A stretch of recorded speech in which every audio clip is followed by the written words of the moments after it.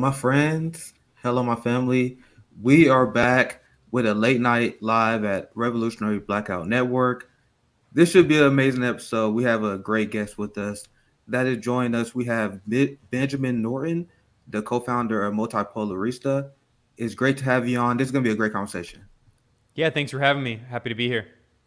Yeah, so I've been following a lot of the political happenings in South America because we are seeing a giant change in US hegemony. We are seeing a giant global shift, especially when you look at South America and many of the leftist leaders who won recently in Honduras and I think Chile as well. You got Lula coming up in Brazil. And most recently, we had a giant win in Colombia for the left, right? So before the way we want to, I'm gonna break this down. I want to talk about what led to this victory because we covered last year the uprisings and we talked about how the the fascist militaristic state of Colombia were executing protesters in the street. So what led to this? I'm gonna toss it up this way for you, Benjamin. What led to this victory for the left, and what was the state of Colombia before this? Yeah, great question, because a lot of people are only talking about the last few months of Colombian politics during the political campaign, but we can't understand this shift without understanding the history of Colombia. I mean, we need to stress that Colombia has never had a left-wing government. I really need to stress that point. Colombia has been the bastion for right-wing oligarchs across the region. Colombia has multiple U.S. military bases. It has been one of the closest U.S. allies in the region for decades. And in Colombia, every single year, hundreds of activists are murdered in dozens of massacres. In 2021, there were more than 90 massacres and more than 200 activists were killed. We're talking about human rights activists, Afro-Colombian organizers, indigenous activists, labor organizers. They're routinely executed and they are killed by paramilitary groups and death squads that are very closely linked to the state, to the right-wing oligarchs that fund them. Corporations have been involved. Coca-Cola, for instance, it was proven in court that Coca-Cola had funded these death squads that were killing labor organizers and trying to remove people from their lands. Big agricultural corporations try to remove peasants from their land to exploit their natural resources. It has been a brutally violent situation for many decades. This is what led socialist guerrillas to take up arms against the government, and there has been a kind of protracted civil war, internal violent conflict going on for decades because there was never land reform. After the end of Spanish colonialism, Colombia basically just became a U.S. colony, and Venezuela's revolutionary former president Hugo Chavez referred to Colombia infamously as the Israel of Latin America. And that's really what it is. It's the Israel of Latin America. So that's why we need to understand how historic this victory is. Now, I personally have a lot of criticisms of Gustavo Petro, and not just me. I mean, I'm just, a white American, but a lot of people in Latin America, a lot of people on the left, especially the more revolutionary wing of the left, they certainly have criticisms of Gustavo Petro. This is the candidate who won the presidential election on June 19th. But regardless of that, the fact that he won is extremely historic and very significant considering all of that history I just talked about. So a lot of the people on the left in Latin America who might have criticisms of Petro are still very excited about this because it opens a lot of possibilities. And one of the most important possibilities is normalizing relations with Venezuela. Colombia is, if you look at a map, it's in the northern tip of South America. It's a neighbor of Venezuela. It has a very large border with Venezuela. And Colombia has been the tip of the spear of the U.S. empire's coup attempt against Venezuela. Colombia has backed numerous violent attacks on Venezuela, cross-border attacks, terrorist attacks, including the attempted invasion of Venezuela in May 2020, which is called Operation Gideon. That was backed by the Trump administration and the CIA. And it was this failed invasion involving two different U.S. Special Operations officers who were involved. They were Army Green Berets. Jordan Goudreau was the leader of this operation. That was overseen also by Colombia it had the support of the Colombian government and Colombian intelligence. So now you just showed this tweet. Petro, who's not even president yet, he's president-elect. He doesn't enter office until August 7th. So despite the fact that, today is June 22nd, he just won the election 3 days ago on June 19th, but he's already talking with Venezuela about normalizing relations. That's a huge deal. That's giant. So, yeah, I mean, he's made a lot of ridiculous comments criticizing Venezuela because, of course, he's a politician. He knows how the game is played. He knows that you have to criticize Venezuela in order to win the election. But he has already said that he's going to open the borders, which have been closed because of this coup attempt. I mean, Colombia back in February, in February and March of 2019, it tried to launch this one of the many violent invasions, and they tried to force over this fake humanitarian aid, if you remember this coup attempt backed by the U.S., and they closed their borders. And since then, the borders have been closed on and off, and that affects millions of people, right? Because there are millions of Colombians in Venezuela, and there are also large numbers of Venezuelans now in Colombia. So just the fact that he's going to normalize relations is very significant, because that means that he's also going to recognize who the real president of Venezuela is, Nicolás Maduro. And still right now, the Colombian right-wing, far-right regime of the current leader, Iván Duque, who's closely linked to drug trafficking and death squads, he's a total U.S. puppet. He still recognizes Juan Guaidó as the fake president of Venezuela, this total clown who has never participated in an election, a presidential election. He's never won a vote to be president. The U.S. and Canada and Colombia still recognize him as fake president of Venezuela. And now, in 2 months, in August, Colombia is going to stop that farce and recognize the real president of Venezuela. So, despite the criticisms of Petro, that's a significant development. Yeah, and that's what my analysis was. It seems like he's more of a Bernie social democrat type. And my criticism of Lula was that he reached out to more of a right-wing vice president. Do you want to speak about Francia Marquez? Because it seemed like Gustavo reached out to someone to his left with Francia Marquez. Am I correct on that? Yeah, you're right. I mean, this was a significant factor in his victory. I mean, we should talk about this for a second, because it doesn't get enough coverage in a lot of Western media coverage of this. So Petro, he was in his youth, when he was young, in his 20s, he was a revolutionary guerrilla. He was part of an armed socialist movement called M19. A revolutionary socialist armed movement. But, he was a revolutionary youth like a lot of young people. And then he later put down his arms and he became a more moderate kind of center-left social democrat. Although even in the context of Colombia, that's still seen as something very radical, because, again, it has never had a left-wing government. So what he's seen in Colombian politics kind of as an establishment politician. He was the mayor of Bogota, which is the capital, and he didn't implement communism. I mean, the idea that he's some radical revolutionary is kind of absurd, because he was the mayor of the capital city, Bogota. And then he also has been a senator. So, he's been part of establishment politics. So he decided, this was his third time running for president. He decided in this campaign to pick an Afro-Colombian activist who is a grassroots activist from the social movements. Her name is Francia Marquez. And she also was a former domestic worker. She really represents kind of working class Colombians.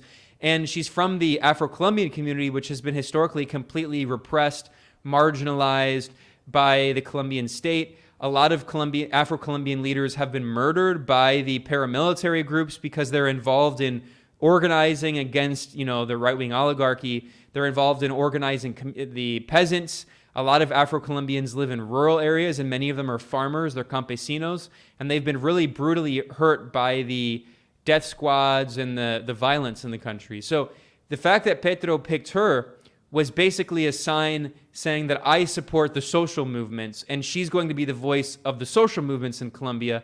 And, you mentioned something really important, that last year in 2021, there was a months-long uprising against the current far-right regime of Iván Duque, and specifically against the brutal austerity measures that he has imposed. He's been cutting social spending. He was increasing the cost of public transportation, which is one of like that was like the straw that broke the camel's back, right? That was like one of the main neoliberal reforms that brought people out to protest, and then it just continued to grow and grow. And then the brutal police, the SMOD, they murdered dozens of protesters in this brutal repression. So Petro, he picked Francia Marquez as someone who was involved in the protests as basically his sign that he supported the protests and he's going to listen to the social movements. So, I think that Petro is a complex figure. There's criticisms of him, but that was a very significant choice because, like you said, I mean, Francia is to the left of him. Francia Marquez hasn't given these dumb speeches condemning Venezuela as a dictatorship and all this nonsense propaganda. She's the real deal. I mean, she's a socialist. She's revolutionary. She comes from a very working class background as a former domestic worker. And if you listen to her speeches, she called for land reform, which again has never happened in Colombia. She called for reparations for Afro-Colombians and indigenous nations who have been brutally repressed. She called for ending the drug war and decriminalizing or even legalizing drugs. She called for creating universal health care and education. And she called for jobs programs for people who have been, just completely marginalized. So she talked about the importance of understanding the drug trafficking problem in Colombia as a social health problem and addiction as a social health problem, and said that, to the extent that poor and working people are involved in like coca production, it's because there are no jobs for them. So we need to create other opportunities. So, I mean, what she's proposing is a very radical program of transformation. Now, whether or not Petro is going to implement that, that's another question. And whether or not, even if he wanted, whether or not he could, that's a whole other issue. I mean, we can talk about the fact he doesn't have a majority in the Congress, which is still dominated by the right-wing and neoliberal forces. And also, I mean, Colombia is not a democracy. As I mentioned, every year hundreds of leftists are killed, and the top general, the commander-in-chief of the Colombian military, threatened Petro during the presidential campaign. So, I mean, they're going to face a lot of obstacles.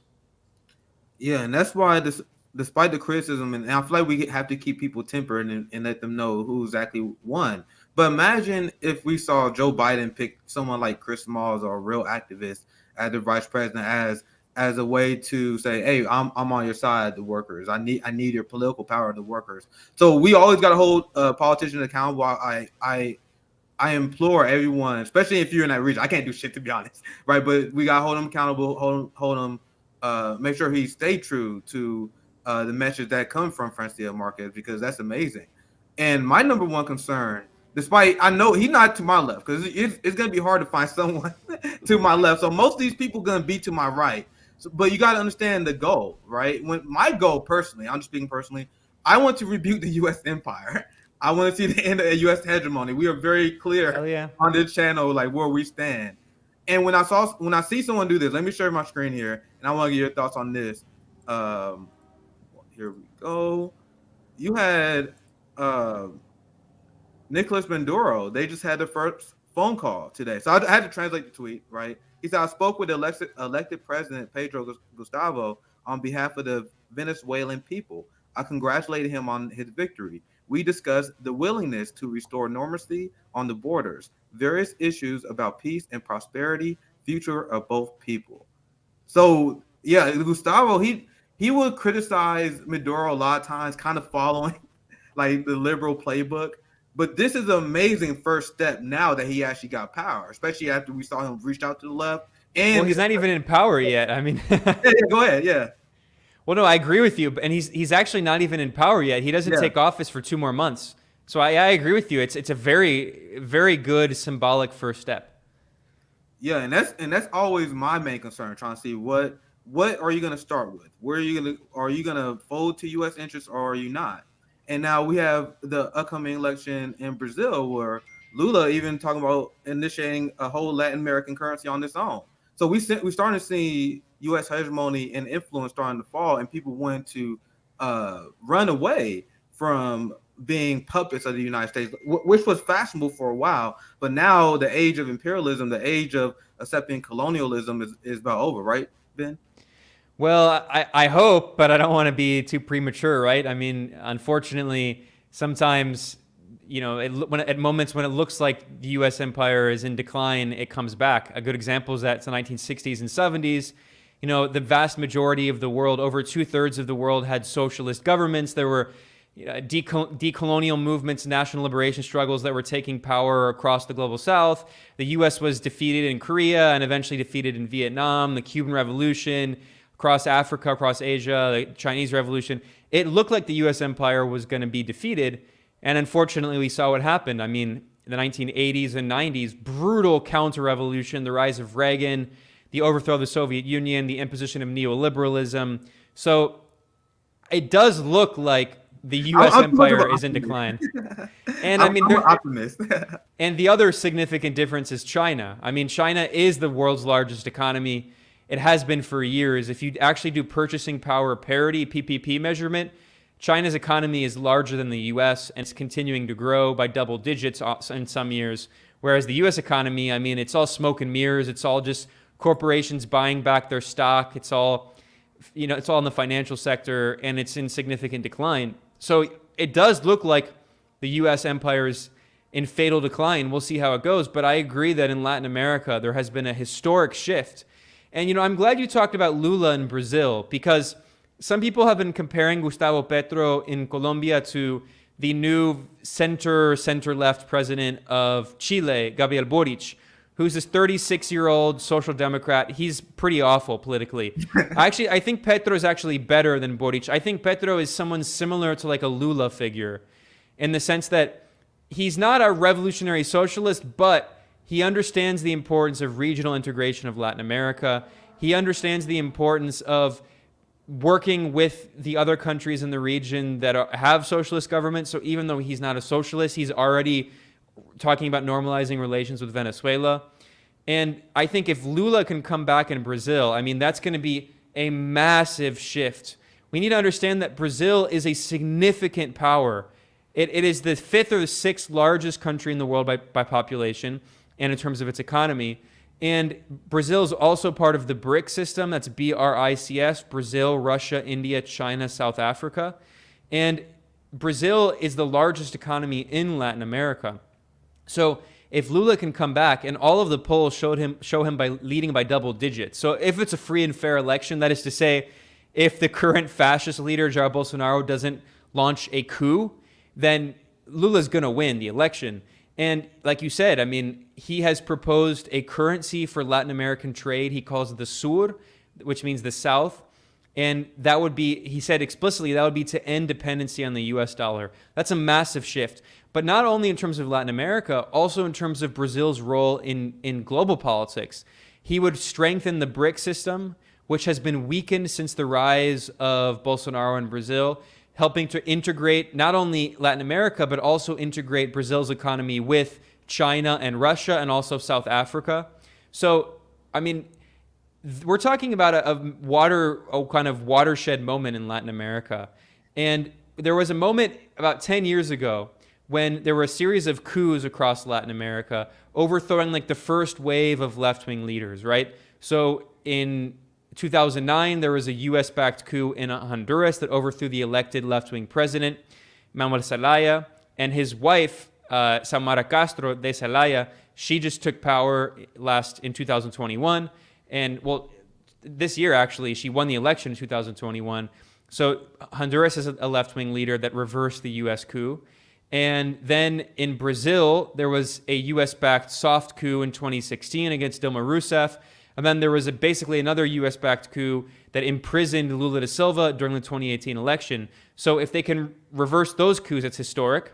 And then there was basically a kind of soft coup in Ecuador against the movement, the Correísta movement, that was a socialist movement led by Rafael Correa. And Ecuador still has a right-wing neoliberal banker president, but there's a massive uprising going on right now, huge protests against him. It looks like he could be overthrown too. And then in Argentina, the current president's not very good. He's kind of like a center-left social democrat. but he did remove a right-wing banker, Mauricio Macri, and the current president is Alberto Fernandez. And then Mexico was a huge change. Mexico, for decades, had right-wing and neoliberal governments. And in 2018, for the first time in more than 40 years, the people of Mexico were finally allowed to elect a left-wing leader, Andrés Manuel López Obrador, known by the acronym AMLO, AMLO. And he has been, honestly, he has exceeded my expectations. I didn't expect him to be, as independent as he is. I mean, he's been criticizing the U.S. government, calling for freeing Julian Assange. Yes. I mean, he's been really impressive. So I really do think that this moment is really historic. And we should also, of course, always give credit to like the real deal, the real like hardcore Latin American left that has never lost power. And that's why they're so vociferously attacked and demonized. And that's what the U.S. government called the so-called troika of tyranny, which is the troika of resistance. The three countries that had socialist revolutions in Latin America, Cuba, Nicaragua, and Venezuela. The reason they're so demonized is because they have always held on to power. They have not, the U.S. coups against them have not succeeded. That's why they're demonized as so-called dictatorships. In Bolivia, in 2019, there was a far-right U.S.-backed coup that overthrew Evo Morales, and the people of Bolivia were able to overthrow the coup regime. And now Evo Morales' former economic minister, who's a socialist, Luis Arce, he's the president. So, I mean, almost in every country in Latin America, there is a left-wing government right now. And if Brazil can come back, it's going to be a massive game changer. Yeah, we are definitely watching that closely. Like, that's why I said when we first started, it's crazy. And I don't know why people are getting distracted by all these other nonsense culture issues. I'm like, guys, the battle between the U.S. and China and the rise of China. You had Africa who's rejecting the West narrative on Ukraine. We're gonna get to that later.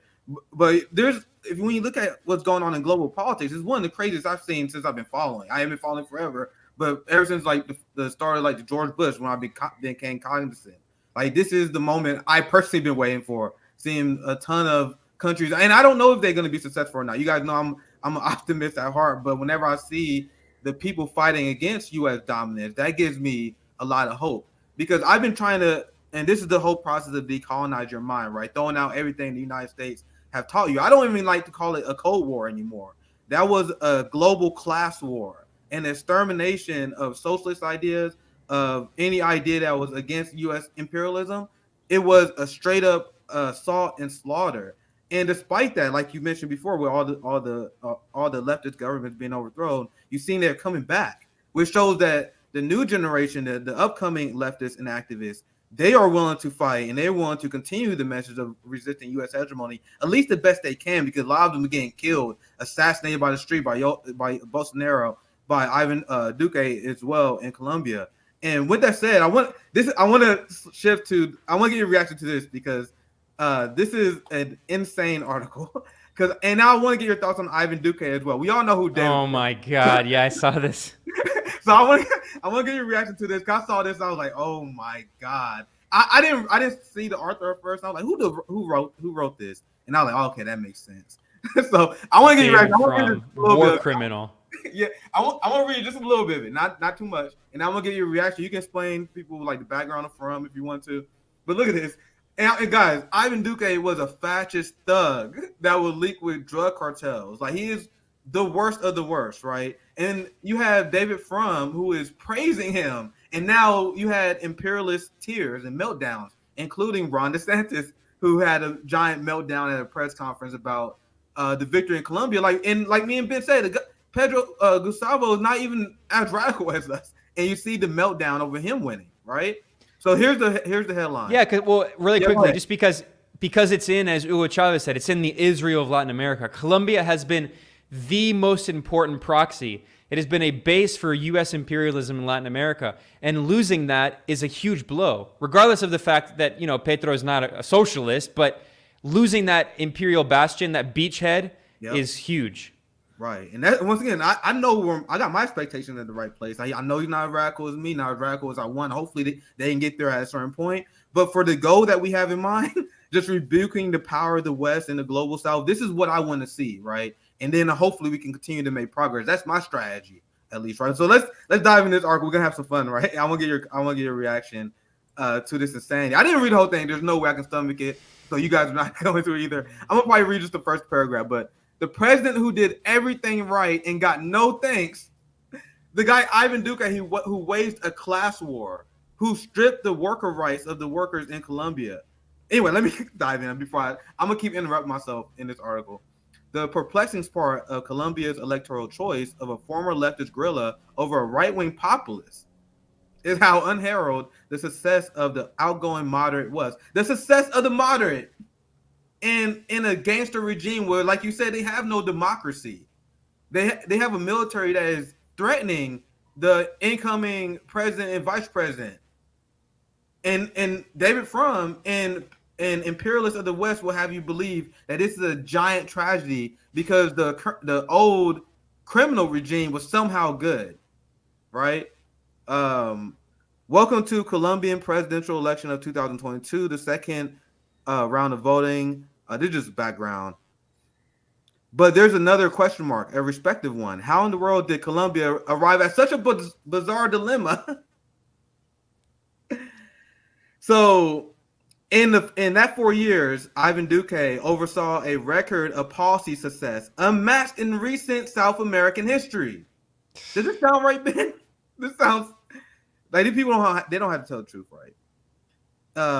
And he's complaining about his low approval rating. So we complain about the fact that, oh my God, Russia is not a democracy. Russia is a violent regime. Meanwhile, in Colombia, they are praising the regime that was killing protesters in broad daylight. And Ivan Duque had been criticized for his weakness and the fact that he wouldn't do anything about these executions. So, Ben, do you have any reaction to that? And then we can move on to the next topic. Yeah, no, I mean, first of all, Duque, the idea that he's a moderate is insane. I mean, he's far right. First of all, he's closely linked to drug cartels and death squads. Uribe, I should say, Alvaro Uribe is the most well-known, most powerful politician in Colombia. He was president for 2 terms starting in 2002. He was a right-wing oligarch, very wealthy, closely linked to drug cartels, especially the Medellin cartel. And Uribe, Alvaro Uribe, a close friend of George Bush, he is the one that launched the war on drugs. And under his government, more than 6,000 civilians were murdered by the military in the so-called false positive scandal. That is to say, the Colombian military murdered over 6,000 civilians and then dressed them up as FARC guerrillas and said that they were socialist militants. So, I mean, that is the former president, backed by the U.S., who oversees Duque. Duque is the disciple of Uribe. Duque just follows whatever Uribe tells him to do. So Uribe is the political kingpin of the Colombian right wing. Even though he left office after 2 terms, he's been behind the scenes pulling the strings. He's the one who handpicked Duque to be president, and Uribe is also the one who stole the election on behalf of Duque in the last election. This has been proven by evidence released by the Colombian General Prosecutor's Office, because the General Prosecutor had like this political dispute with Duque and released these documents and these recordings proving that Alvaro Uribe, the right-wing drug-linked kingpin in Colombia, he ordered a drug dealer in Colombia named Nene Hernandez to use his drug money to bribe people to buy votes to steal the election. And that was the election that Duque won, in scare quotes, against Petro, the previous election. So Petro basically stole the election with drug money at the orders of this notorious war criminal whose regime slaughtered thousands of civilians in Colombia, who's far right, part of the oligarchy. And furthermore, I mean, we talked about the protests in 2021. 80 protesters were killed. 80 protesters were killed. Hundreds more were wounded. Hundreds were, their eyes were attacked, like they were shot in the eyes. Some of them, they lost eyesight. They were blinded because the ESMAD, brutal police services, the militarized police, armed with U.S. weapons, were attacking these protesters. And then that's not to mention the hundreds more who were disappeared. There are like these crazy videos of these unmarked cars pulling up and throwing these significant protesters, like organizers of the protests, into these unmarked cars, and they were just disappeared. That was by the so-called moderate regime. And by the way, in Colombia, more than 40% of the population lives in poverty. Half of the children in Colombia live in poverty. That's moderate, according to David Frum. Now, by the way, who is David Frum? He's a war criminal. He was a speechwriter for George W. Bush. He was a speechwriter for George W. Bush during the Iraq War. He's the one who wrote the famous Axis of Evil speech, in which George Bush declared Iran, Iraq, and North Korea to be the axis of evil. That's from this war criminal, David Frum, who now writes articles for ruling class mouthpiece The Atlantic, talking about how this other fellow war criminal and drug cartel-linked villain in Colombia is a moderate. I mean, it's a joke. It really shows the ideology of the U.S. ruling class. Anyone who's backed by the U.S. empire is seen as a moderate by definition. And that's why I had to show you guys those articles, because I want you guys to see what the opposition is saying. I want you guys to see how unhinged, and that's why I've been watching, like, I'll watch like MSNBC coverage of Ukraine every once in a while just to see how crazy they are. And that's how I found that clip of Max Boot talking about how we need to start World War III over Ukraine. So whenever you see David Frum write an article, and I didn't see it when we looked at that article, there should be a disclaimer in every single article. I mean, like right at the beginning, explaining what you just said. Hey, by the way, this guy is a war criminal who wrote speeches under George W. Bush. And keep that in mind as you read that article. That should be the disclaimer on every single one, because not everyone is as well read and maybe even follow politics like we do. So imagine if you're just some guy and you see a David Frum piece in the paper. I hope their critical thinking skills can oversee what he is saying, but I don't expect most people could unless you like really following. You just think this is some writer who's got this job out of nowhere and he's giving his honest take over U.S. imperialism instead of having the bias that he actually has. So back to the topic of the United States losing influence. I've been following the Summit of Americas, and we can also talk about AMLO with this as well, because the United States exposed themselves because they are ran by a bunch of idiots. Like, even looking at the objectives they were trying to achieve, the Biden administration are being so boneheaded. They're speeding up the acceleration of the fall of the United States. So now right now they are partnering with Saudi Arabia and resetting that relationship because they want to get oil from Saudi Arabia now because they're flop on Russia. So despite the fact that they are partnering with one of the biggest human rights violators, they have the nerve to ban Venezuela, and they ban Cuba and Nicaragua from the Summit of the Americas. And this has proven to be a disaster in terms of the PR. Let me show you. This is mainstream media headlines, and I'm gonna give you a reaction. I would love your take on this as well. This is what I'm looking for. This is from the Atlantic.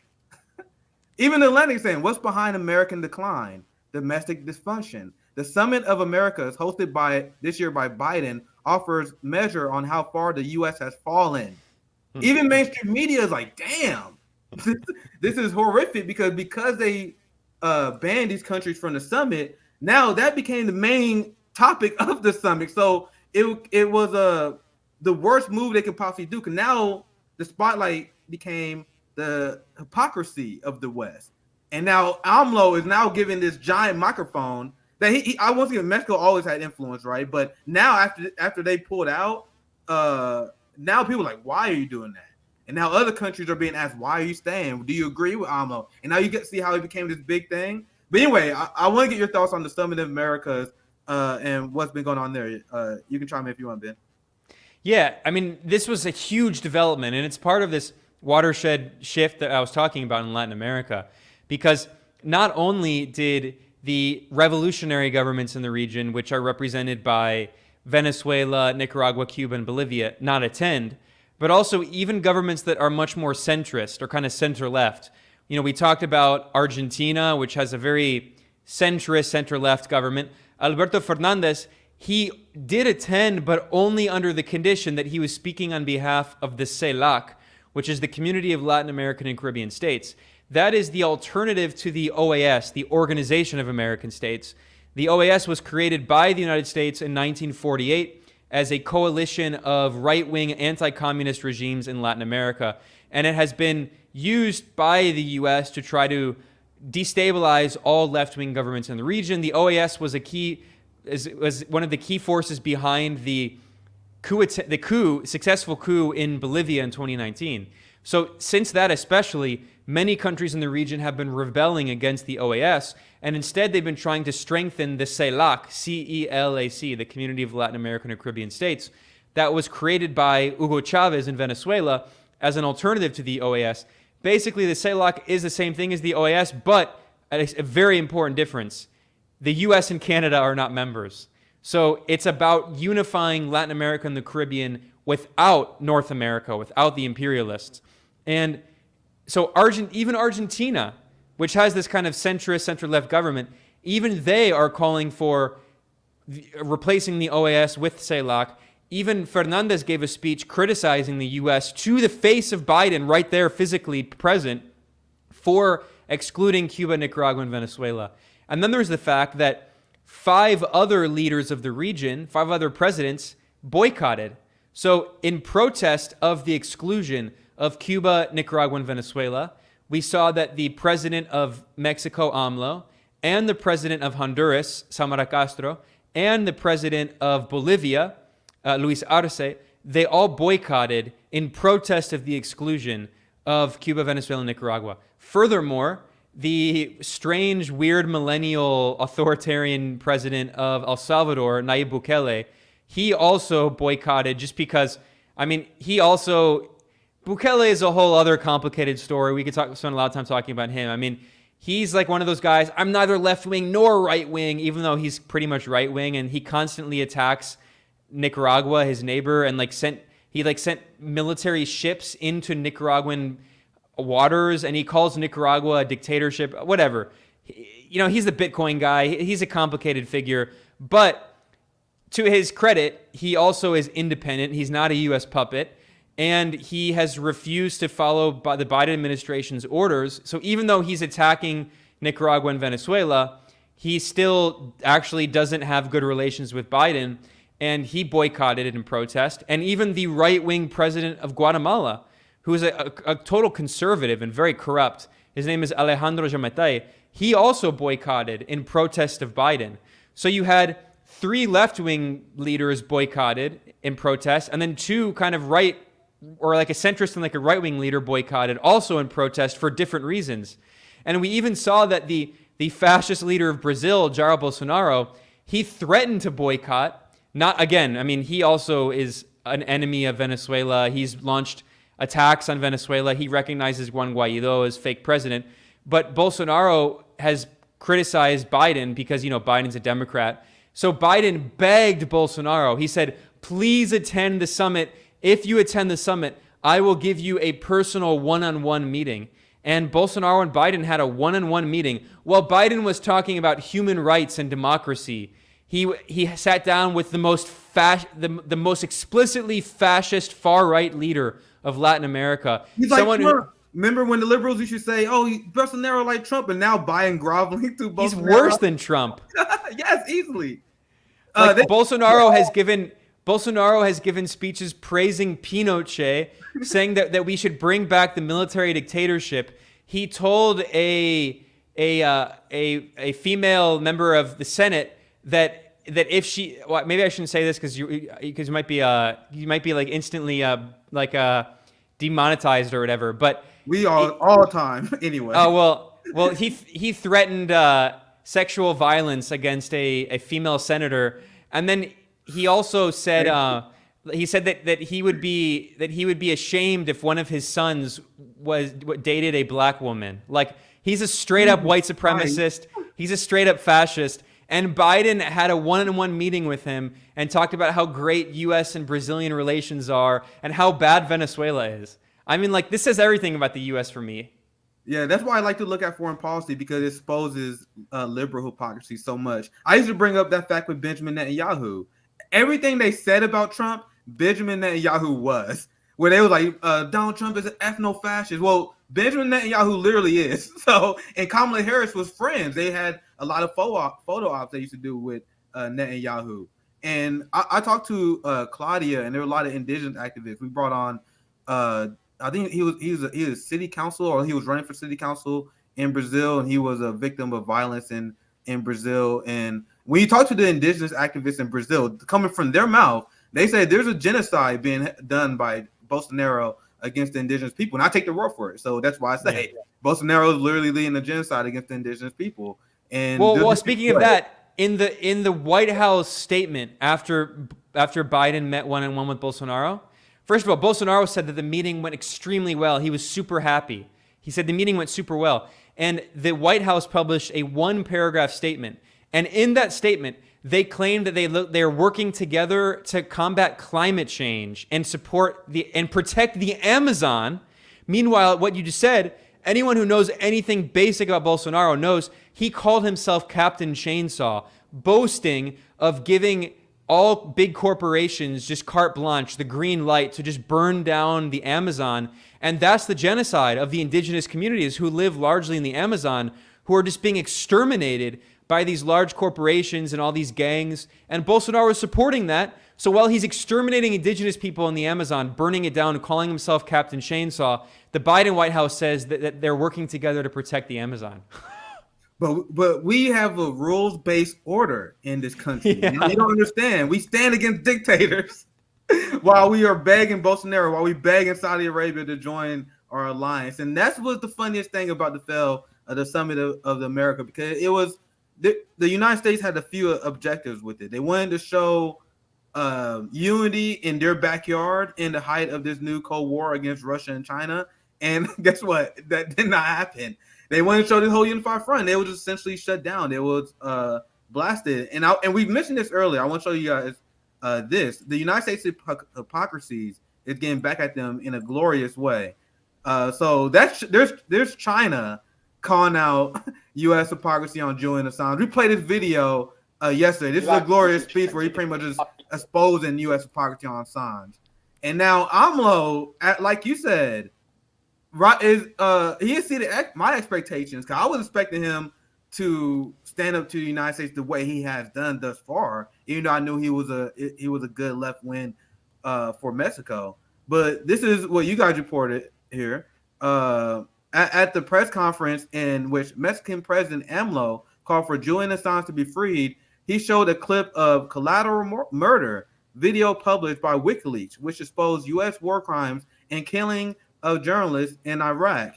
And I want to get your thoughts on this as well. How can the United States try to claim that Putin is this enemy of democracy, that we are the bastion of freedom of speech, while we are literally executing journalists that exposes our war crimes? And that is what China said to some of the speech they said. They said the United States said they stand for free speech when they go after China and when they go after Russia and their enemies. But as soon as they go after the United States and their allies, that's when they crack down and take away our rights. Like I said, we don't actually have. But what's your take on Julian Assange and the West's hypocrisy on the war on the free press? Well, yeah, I mean, the Supreme Court decision, or rather the coming Supreme Court decision on abolishing Roe v. Wade, shows that there are no rights in the U.S. because they can be immediately taken away. So it's not a right. If it can be taken away tomorrow, it's not a right. The only so-called rights in the U.S. are for big corporations and billionaires, right?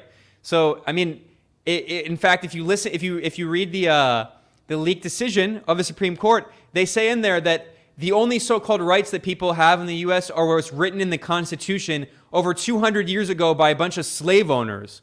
Those are the only so-called rights, which means that a huge percentage of the U.S. population doesn't have rights. It means anyone who's not a white man, property owner, doesn't have rights. I mean, that's what the U.S. really is.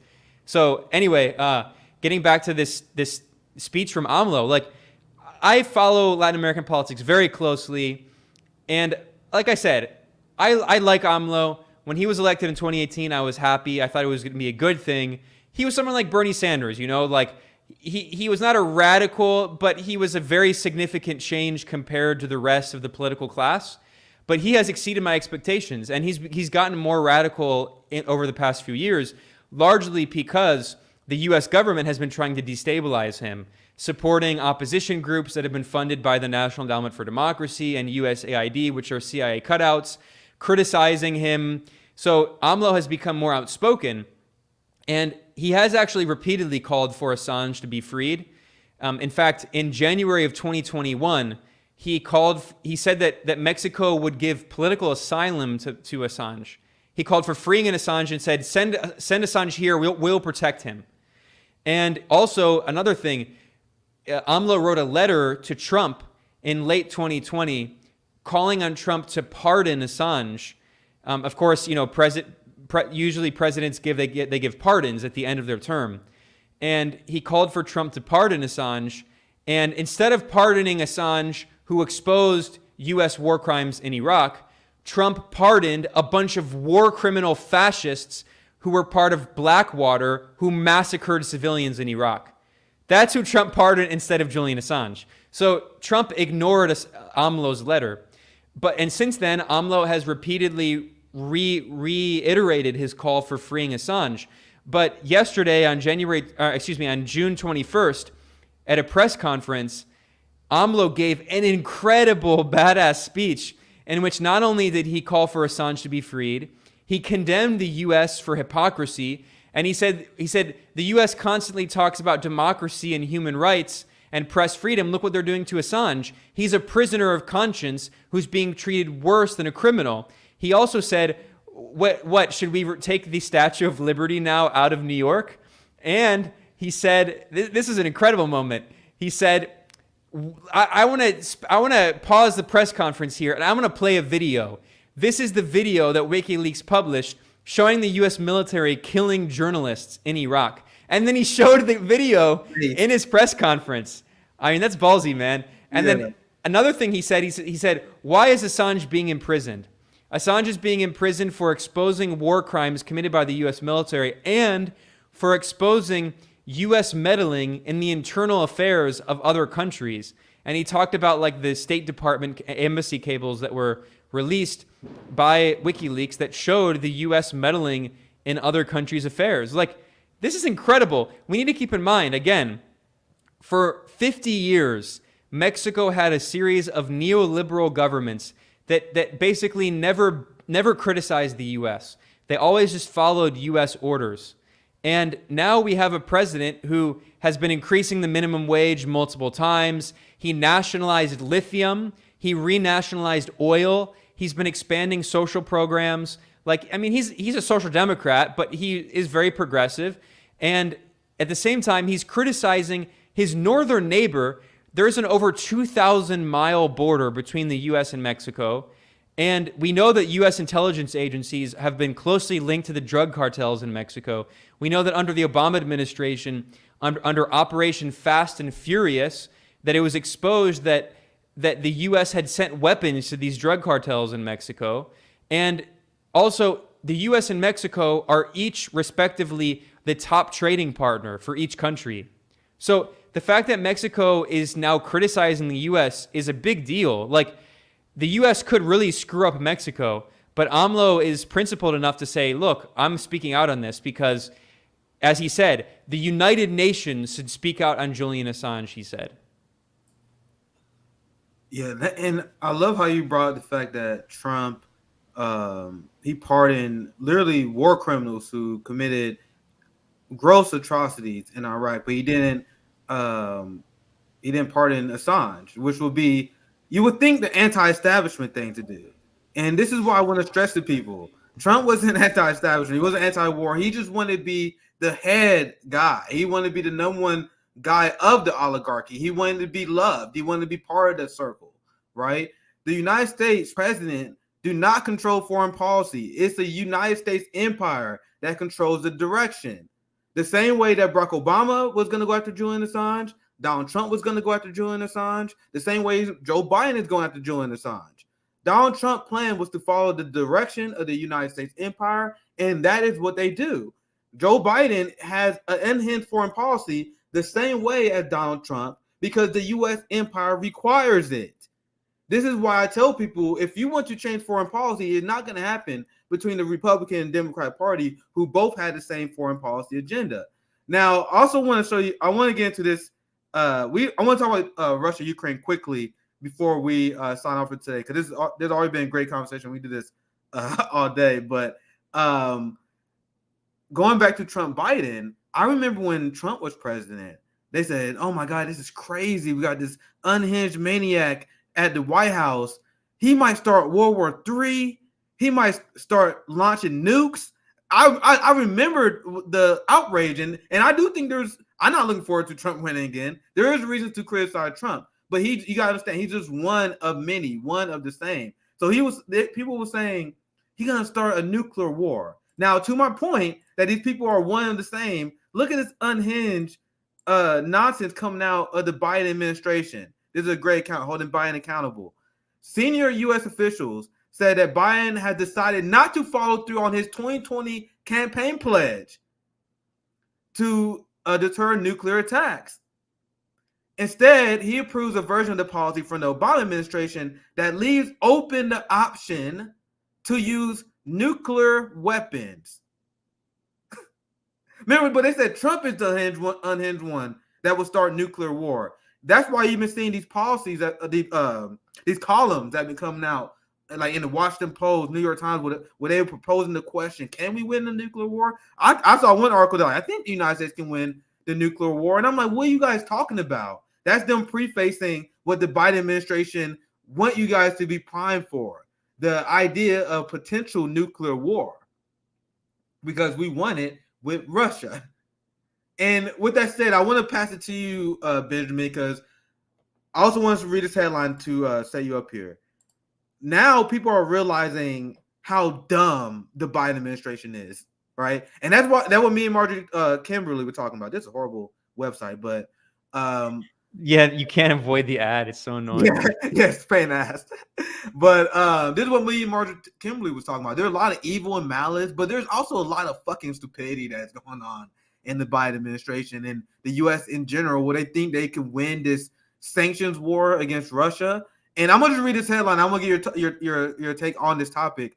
It's no surprise Russia is weathering the West sanctions. Putin has been preparing for them for nearly a decade.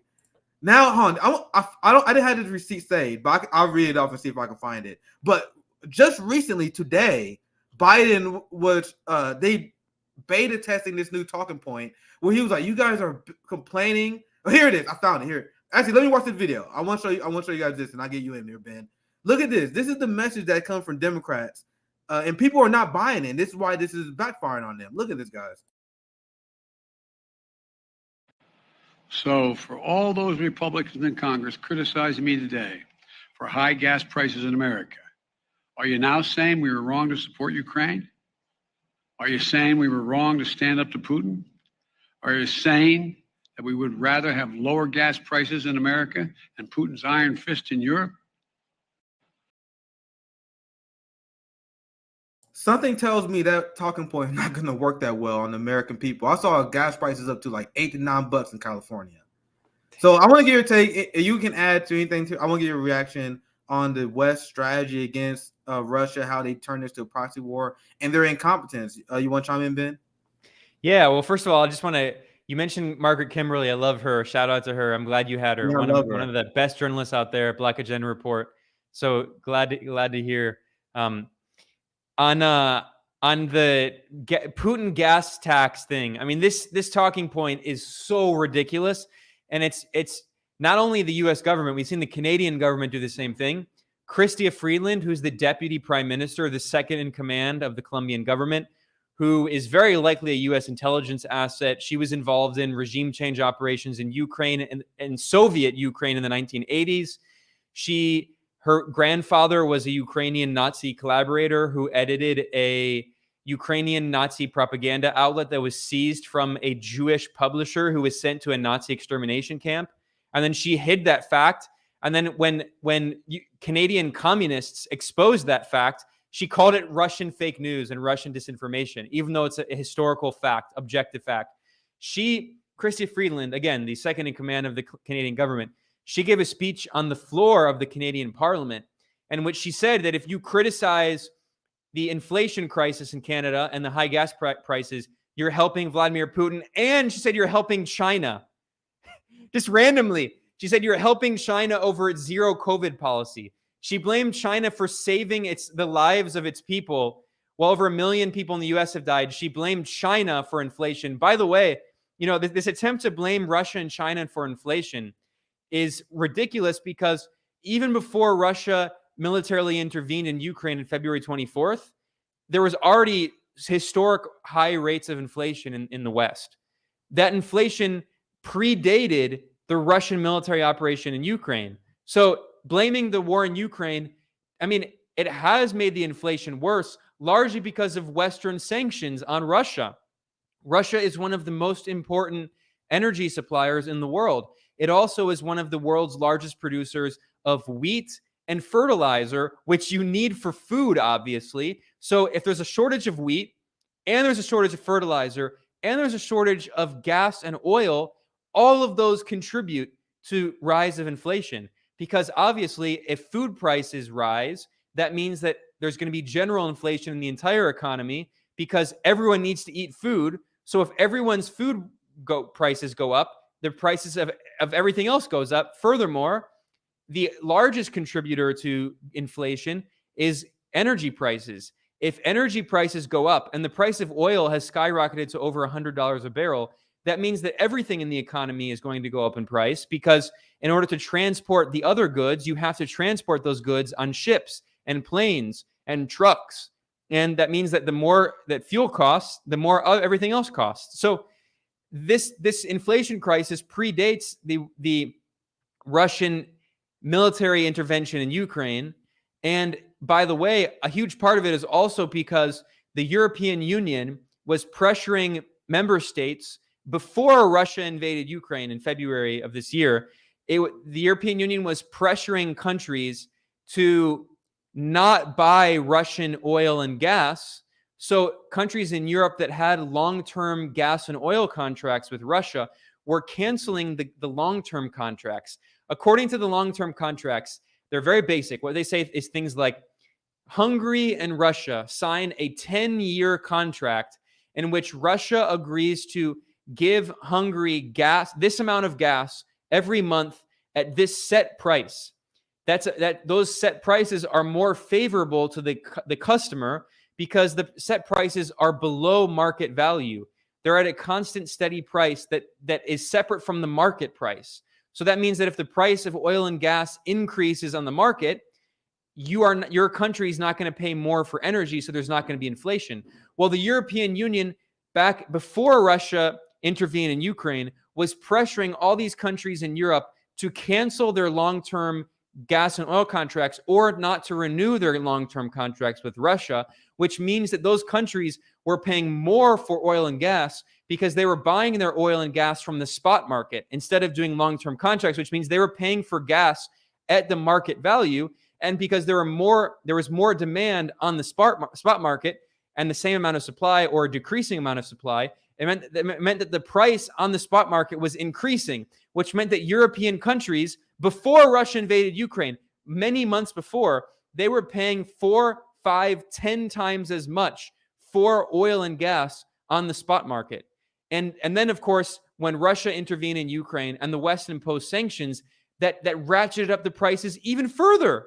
So all of this, this inflation crisis, in addition to the Fed printing trillions of dollars to bail out rich bondholders and banks with emergency repo loans, which got no coverage in mainstream media.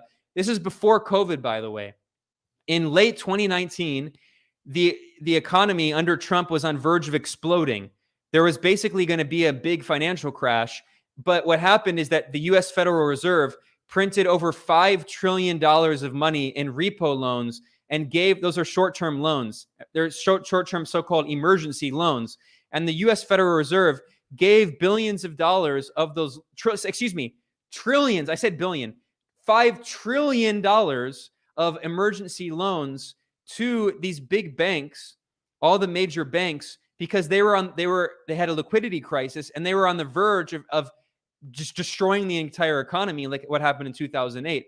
So the Fed printed $5 trillion and gave it to big banks to prevent the economic crash. And then COVID hit in March 2020, and there was this generalized international economic crisis, which they could blame on COVID, even though the economic crisis started in August of 2019.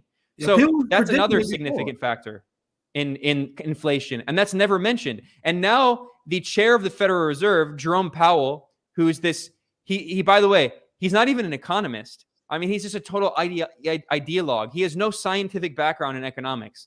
Jerome Powell was appointed by Donald Trump as the representative of the bankers, and Joe Biden just reappointed him for another term. So completely bipartisan.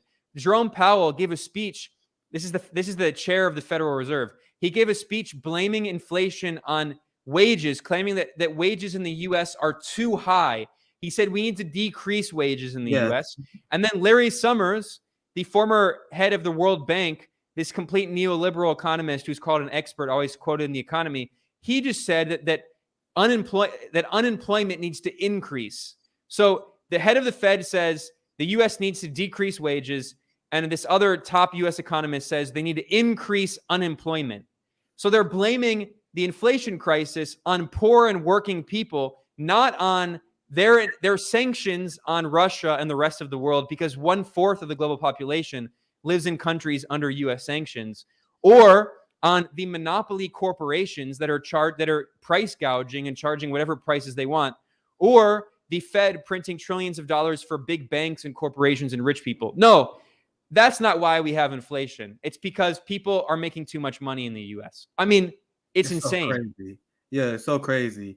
And I cannot emphasize how much these people are dum-dums too, because one of the reasons why they miscalculated, I don't know if you remember, I remember Lindsey Graham, and you get these Republicans all the time. Well, they're like, man, we can easily take Russia out. Russia has the economy the size of Spain.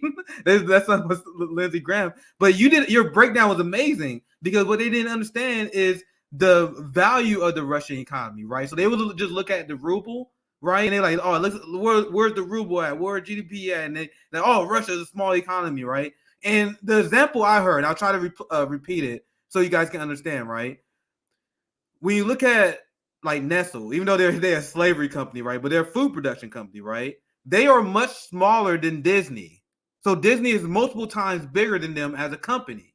So if you was to put sanctions on America, you're like, Mom, look how giant this economy is, because you're counting Netflix plus the food business, right? But when you look at Russia, even though Russia don't have the giant size because they're not inflated by massive entertainment industry and consumer customer service industries like the United States is, we are mostly finance, big banks. Pure bullshit. Imaginary capital. It's not even real capital. It's on a computer screen. Yes. So these dum-dums, they didn't realize the actual effect and the actual global ramifications of putting these sanctions and attacking the Russian economy the way they did. And people realize it now, and that's why there's been such a massive failure. And this was them sanctioning their own American people. Like when you have India, when you have China, we got these other countries that can buy oil at discount prices while we got to pay high prices. That's us being sanctioned. But we can go all day on this. I want to give you last word and also any chance to promote anything else you want. This was a fun conversation. Any last thoughts, Ben, before we Can you let me share my screen for 1 second? I don't know if I'm allowed to. Can you? Let's see if I allowed you. Yeah, I think so. Yeah, you can. I think you can share it. Can you show it? It's letting me share if you can show it. Oh yeah, I see it.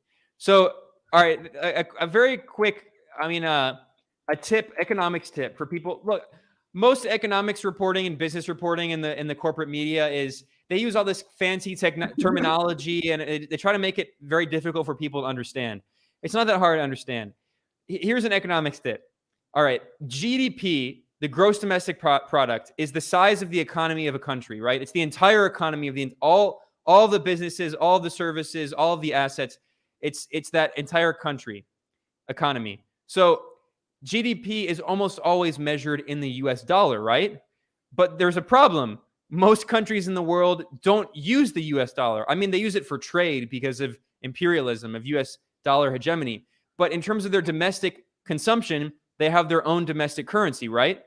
So measuring the Russian or the Chinese economy in the US dollar is stupid, because people in Russia and China, if you go to the store and you buy food and clothes and you pay for your bills, you pay for your domestic currency, the Chinese yuan or the Russian ruble. You don't pay for it in the dollar. So measuring a country by GDP in the dollar is stupid. It doesn't make sense.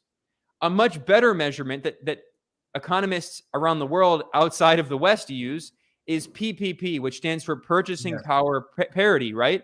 So if you measure the GDP in PPP as opposed to the US dollar, you get a very different estimate. And look at this graph here. It shows that according to, these are IMF statistics, right? This is not, communist China. These are from the IMF, the International Monetary Fund, which is an arm of US capitalism. It's an arm of the US, of Wall Street, of the US capitalist class. According to their own estimates of PPP, China has the largest economy in the world. This is by trillions of dollars, with a $30 trillion GDP according to PPP. The US is below China at 25 trillion. Below that is India at around 12 trillion. Below that is Japan at 6 trillion. Below that is Germany at 5 trillion. And below that is Russia at 4. So yes, according to a GDP measurement in dollars, Russia's economy is the size of Italy's or Spain's, but Russians don't use dollars. And especially now, Russia's been de-dollarizing, like as fast as it can. So if you actually do this much better measurement, you see that the Russian economy is larger than the British economy or the French economy. It's around the size, it's slightly smaller than the German and Japanese economies. So yes, it's not the same as China or the US, but it's a very large economy. And another significant difference is, as we were just saying, a lot of the US economy, first of all, the majority of the US economy is in the service sector. Right. So it's not in production, because production was all outsourced to the global south. That's how imperialism functions, is that imperialist economies export capital and consumer goods to the periphery, and then the periphery exports its raw materials to the imperial core, and then they have their cheap labor that's exploited by the imperial core. So the difference is the U.S. economy is based on export of capital and consumer goods, and it's also a service-based economy, and a huge part of the U.S. economy is in the financial sector. It's imaginary, fictitious capital. It's all just numbers on a computer screen, right? In big banks, like in like BlackRock and these massive hedge funds and investment firms that have trillions of dollars in imaginary, fictitious capital wealth, right? In Russia, the economy is largely based on raw materials. It's based on exporting oil, gas, coal. I mean, look, these things are not good for the environment, right? But that's what they do. They export these. They also export wheat. They export minerals. They export timber. They export fertilizer. These are things that people actually need, right? If you have an economy, your economy functions on wheat and oil and gas and fertilizer and timber. It doesn't function on Netflix and bank bond or U.S. government bonds and Tesla stocks, right? So the U.S. economy is massively overinflated with fictitious capital, and the Russian economy is based on real capital and raw materials. So when there's basically an economic blockade of Russia, not even just sanctions, it's a full-on economic blockade. The West just declared a new Iron Curtain around Russia and is now threatening secondary sanctions on countries that do business with Russia. So what they're saying is that if you're in the global south, like if you're many African nations which rely on Russian energy and Russian wheat, the U.S. is saying you have to choose between us and Russia, and by extension China, because Russia and China are basically joined to the hip at this point. They're key allies. So the U.S. and the EU are telling these countries around the world, you have to pick between the West or the rest. Pick between the West or Russia and China. A lot of countries are saying, all right, we choose Russia and China. Because China is the factory of the world. It produces all of our goods. And then Russia provides us with our energy and our wheat to eat us and to provide our fuel. So, I mean, not only has the West sanctioned itself, they have destroyed their own economic model. The neoliberal capitalist model, ever since the overthrow of the Soviet Union, after the end of the First Cold War, it was about forcibly integrating countries around the world into the US-led neoliberal capitalist system in which countries in the global south were used to extract raw materials to go into the imperial core, and then they would get their cheap consumer goods, and then their labor would be exploited. And Russia, as Obama said, Russia was the Western gas station. Well, they lost their gas station, and Saudi Arabia is not going to make up for it.